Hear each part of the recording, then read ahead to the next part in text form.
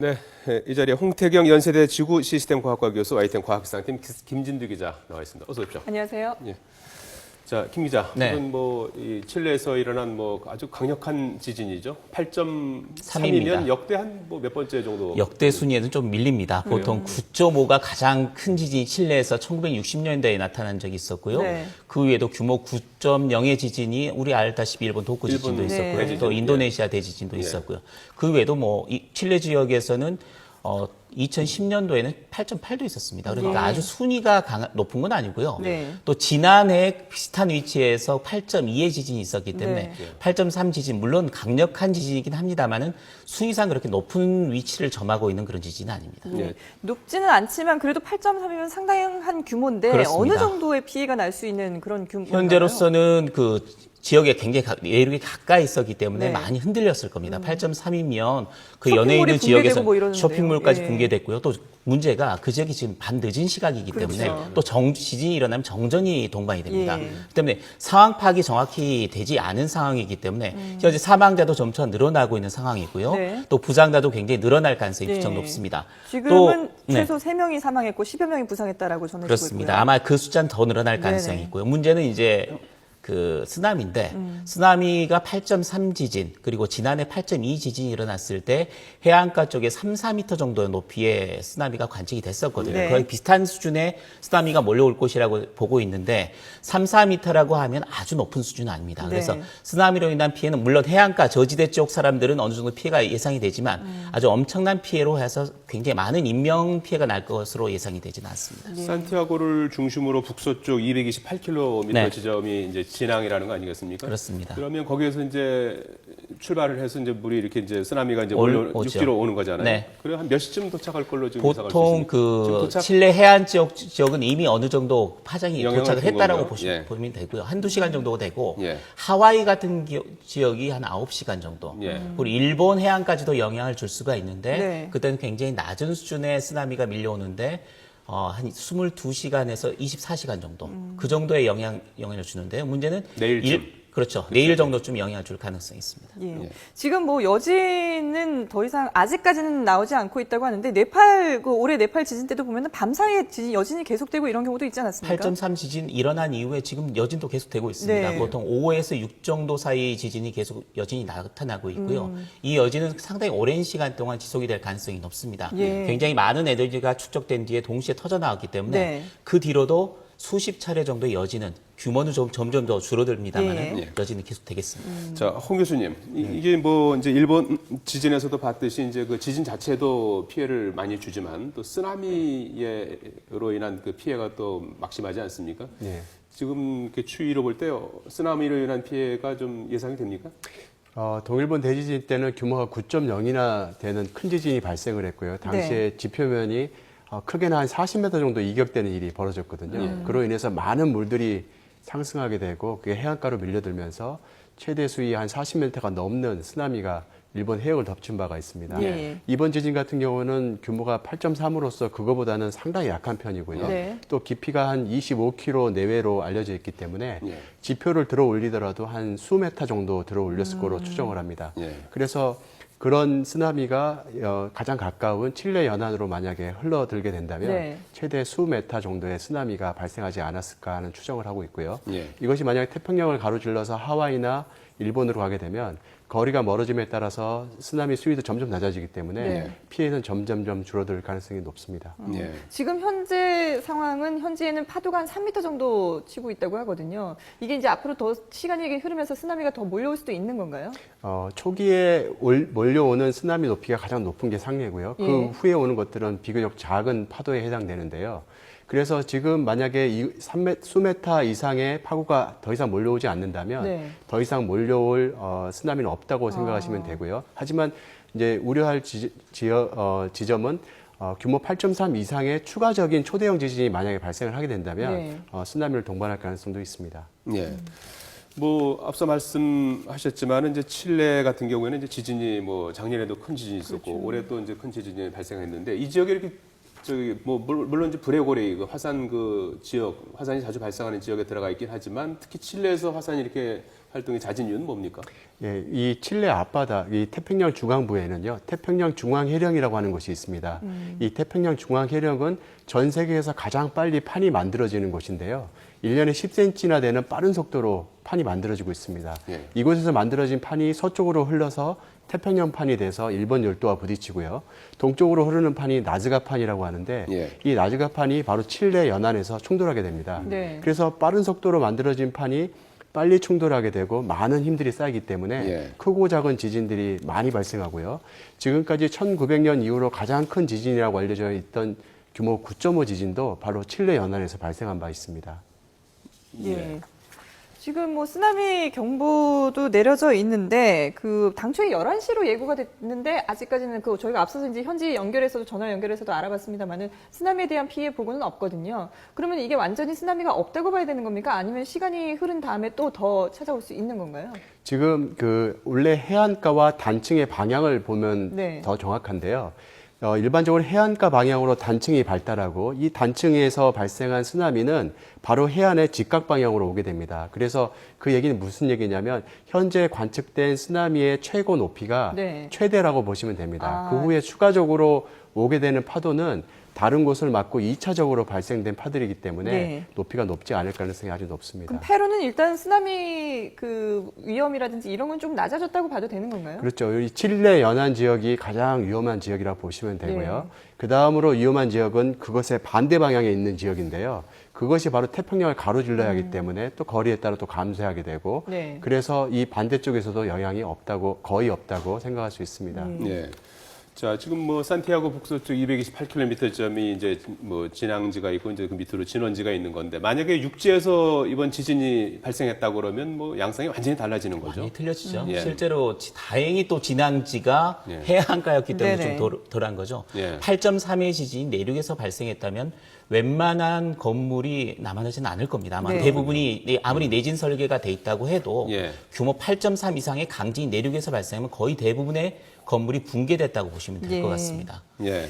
그렇군요. 자, 이 어제도 저희가 이제 보도를 해드렸었는데 그 인도네시아에서 이제 그 어제 뭐 지진이 있었고요. 네. 그 뭐 전날은 일본에서도 있었고 이렇게 이제 이른바 이제 브레고리에서 화산이 계속 이렇게 이제 지진이 계속 일어나고 있는데 칠레에서 이번에 지진이 또 발생했단 말이에요. 그걸 또 계속해서 이어질 가능성은 없습니까? 예, 이 브레고리라고 하는 지역은 예전부터 지진들이 아주 다발했던 지역입니다. 네. 이 지역에서는 크고 작은 지진들이 연달아 발생하고 있는데요. 예. 하지만 이 지진이 발생하는 위치는 각기 다른 위치로서 서로 다른 판들이 충돌하는 곳입니다. 예. 이 태평양 중앙해령에서 만들어지는 이 판들이 서쪽과 동쪽으로 흐르면서 서로 다른 판과 만나게 되고 네. 그 만나는 지역에서는 이제 큰 지진들이 발생을 하는데요.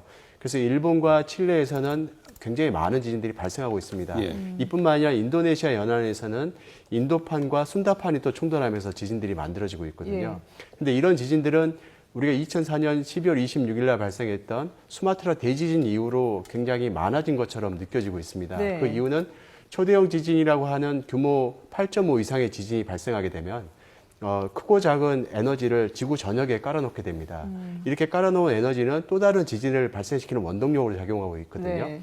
그렇기 때문에 이런 여파로 지금까지도 많은 지진들이 발생하는 것으로 사료되고 있습니다. 그래서 지금 브레고리가 활성기에 들어갔다라고 보는 관측들이 많잖아요. 이 활성기에 들어가는 그 주기가 한 50년마다 반복된다고 하던데요. 맞나요? 예, 우리가 과거 관측 기록을 바탕으로 아주 그냥 가볍게 그 가정을 한 건데요. 네. 우리는 1900년 이후로 지진 관측이 시작됐습니다. 그 자료를 보게 되면요.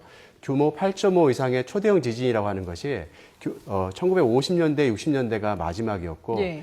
70년대, 80년대, 90년대 없다가 2004년 12월 26일 이후로 다시 발생을 하고 있습니다. 예. 그 당시 마지막으로 발생했던 초대형 지진이 1950년대, 60년대 한 20년 동안 발생을 하고 그리고 나서 한 50여 년 만에 발생한 것처럼 보이거든요. 네네. 그래서 사람들은 이게 한 50년마다 반복되는 초대형 지진의 주기인가 네. 보다라고 추정을 할 뿐입니다. 하지만 아직 정확한 과학적인 근거는 없고요. 예. 과거에 한 20년 정도 지속이 됐기 때문에 2004년 12월 26일부터 시작된 이런 초대형 지진도 앞으로는 지금 2015년이니까 네네. 10년 이상은 지속되지 않을까라는 추측을 하고 있을 뿐입니다. 네. 일본의 아소산 화산이 지금 계속 그 분화를 계속하고 있습니까? 네. 이 분화라는 게 뭐 이렇게 뭐 화산이 솟아오르는 거. 우선은 한번 폭발을 하고요. 예. 그대로도 계속해서 화산 활동에 의해서 재나 화산재 같은 이런 것들이 나오는 계속 나오는 거라고 그런 볼수 있습니다. 상황이고 네. 이런 상황에서 이제 이번에 칠레 지진이 큰 그 지진이 발생했는데 네. 뭐 우리는 안전한 겁니까? 우선은 일본 동쪽에서 나타난 일본 화산의 영향이나 또는 일본 태평양의 연안 해안에서 많이 지진이 발생하는데 네. 그 지진으로 인한 직접적인 영향은 우리나라에는 없습니다. 특히 칠레 같은 경우에는 워낙 거리가 멀고요. 예. 또 우리나라에 만일에 엄청난 강진이 일어나서 쓰나미가 몰려온다고 해도 일본을 우선은 덮치기 때문에 네. 일본이 이 방파제 역할을 하면서 우리나라에 쓰나미로 인한 피해는 없는 상태입니다. 네. 다만 최근에 타이완 부근에서 지진이 좀 발생을 하고 있습니다. 네. 규모 5, 6 정도의 지진이 발생을 하고 있는데 거기서 강진이 일어난다면 제주도나 우리나라 남해안에 영향을 줄 가능성이 있고요.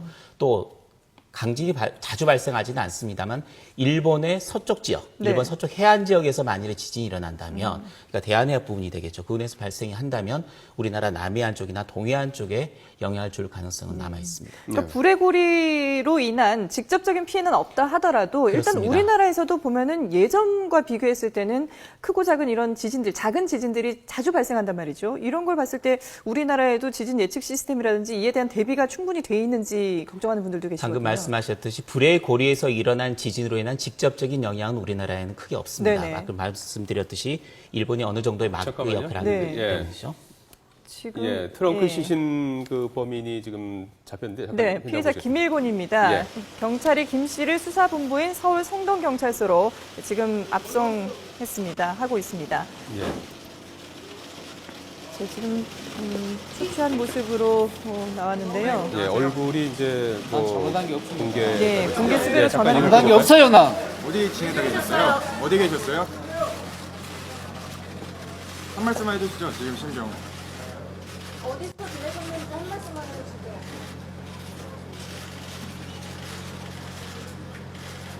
나한테 살아야 돼. 전에 있는 것 말씀해주세요. 난 잘못한 게 없고, 나는 그 앞으로 살아야 된다고. 안락한 양은 왜? 누가 하신 거예요? 동물병원은 어디 왜 가신 거예요? 왜 가신 건가요? 알라스카야를 요구하려고 하신 거예요? 네. 이 뻔뻔한 모습을 좀 보여줬는데요. 그러게요. 예. 예, 김일곤은 오늘 오전 10시 54분에 112 신고로 이 시민이 신고를 해서 10분 만에 검거가 됐습니다. 이 트렁크 시신이 발견되고 경찰 수사본부가 꾸려진 서울 성동구 관내에서 체포가 된 건데요. 이 자, 네. 수지 기자 연결해서 조금 자세한 내용 좀 네네. 알아볼까요? 나연수 기자. 네, 나연수입니다. 예. 자, 이제 공개 수배로 전하는 이제 나흘 만에 이제 범인이 피의자 김일곤이 체포됐는데요. 자세한 그 체포 경위 전해 주시죠. 네, 김일곤은 1시간 반쯤 전에 체포됐습니다. 말씀하신 대로 오전 10시 54분에 112로 시민 신고가 접수됐고 10분 만에 검거가 됐습니다. 의외로 트렁크 시신이 발견되고 경찰 수사본부가 꾸려진 서울 성동구 관내에서 체포됐는데요.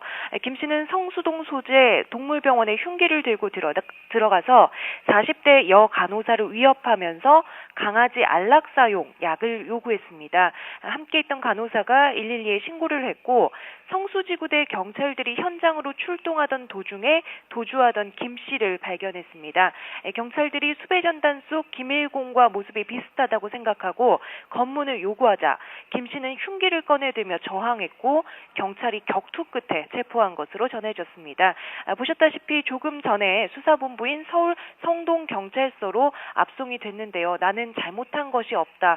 말씀하신 대로 조금 뻔뻔한 모습으로 지금 조사를 받으러 들어갔습니다. 경찰은 자세한 범행 경위를 조사하고 구속영장을 신청할 예정입니다.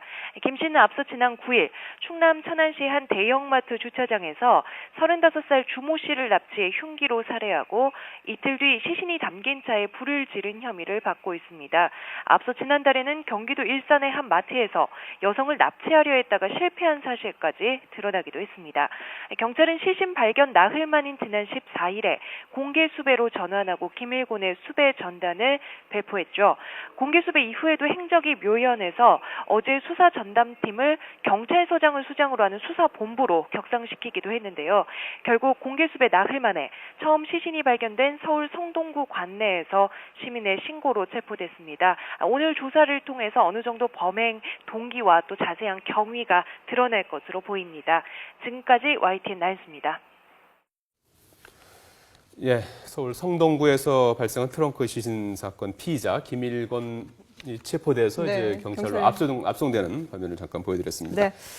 자, 김진두 기자, 우리 그 지진 대비 체계 좀 말씀하시다가 지금 속보를 잠깐 예. 얘기했는데. 네, 우리나라 지진이 꾸준히 좀 증가하는 추세를 보이는 건 맞고요. 물론 네네. 관측망도 많이 확보가 됐습니다. 그리고 2011년 일본 도호쿠 대지진 이후에 그 여파로 인해서 상당히 많은 지진이 발생을 했고요. 예. 그때도 규모 3에서 5 정도의 지진이 발생을 하면서 시민들이 놀라는 소동도 있었습니다. 하지만 네. 역사적으로 봤을 때는 이보다도 훨씬 강한 지진이 발생한 기록들이 남아있고 홍 교수님이 그 부분을 연구를 하셨는데 규모 6에서 7 정도의 지진이 역사적으로 충분히 났었다. 네. 그렇기 때문에 우리나라에서도 그 정도의 지진이 일어날 가능성은 있다라는 그런 결론이 나와 있는 상태입니다. 예. 네. 불레고리 지역에서 지금 화산 활동이 왕성해지면서 우리는 정말 안전할까 하는 네. 생각이 좀 들거든요. 어떻습니까? 네, 우리나라는 역사적으로 보자면은 그 조선 왕조 시대 때도 규모 7에 육박하는 지진들이 수차례 발생을 했거든요. 네.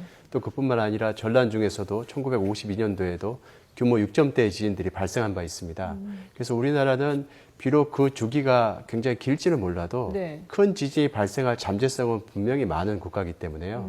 그 지진에 대한 대비를 충분히 해야 되는 상황이고요. 예. 우리가 과거에 2010년도 IT 지진 때 규모 7.0으로 30만 명이 사망을 했습니다. 예. 비슷한 규모의 지진이 한반도에서 발생하게 된다면 또 그 많은 사람들이 피해가? 살고 있는 대도시에 예. 발생한다면 피해는 커질 수가 있습니다. 네. 예. 알겠습니다. 홍태경 연세대 지구 시스템 과학과 교수 YTN 과학기상팀 김진두 기자였습니다. 두 분 고맙습니다. 고맙습니다.